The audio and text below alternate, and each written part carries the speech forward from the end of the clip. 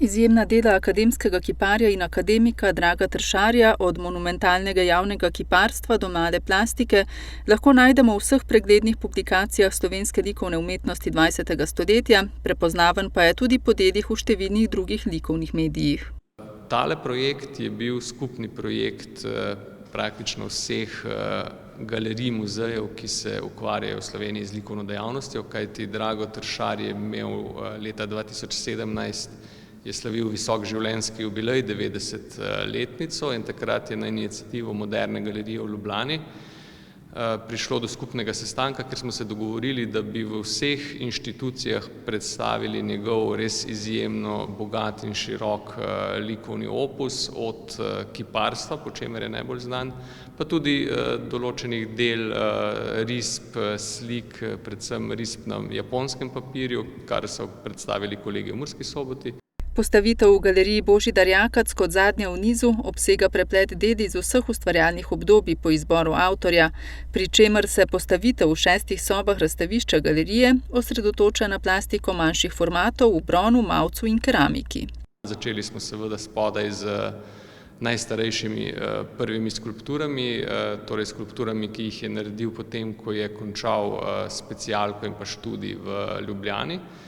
Na Likovni akademiji je pa Drago Tršar bil eden redkih avtorjev v Sloveniji, ki je pravzaprav takoj po končanem študiju kandidiral na takrat prvem mednarodnem simpoziju v Aleksandriji in prejel prvo nagrado za svojega bika, kar je bila na nek način odskočna deska, kajti potem so kar sledili res ti izjemne njegove prezentacije, takrat seveda še v skupni državi. Izbran je bil za Beneški bienale, za jugoslovanski paviljon in za Expo v Bruslju.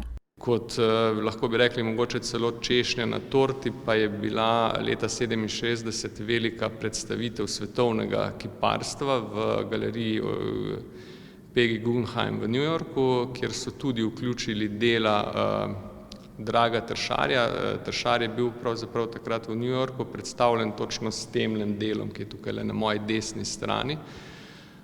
Izjemnim delom, ki pravzaprav gre v cikel po njem imenovanih notranjih skulptur, ker pravzaprav skulpturo naredi znotraj neke forme, ki jo najprej oblikuje. Od leta 1955 naprej Tršar počasi začne razvijati motiv množice, po katerem je morda celo najbolj znan.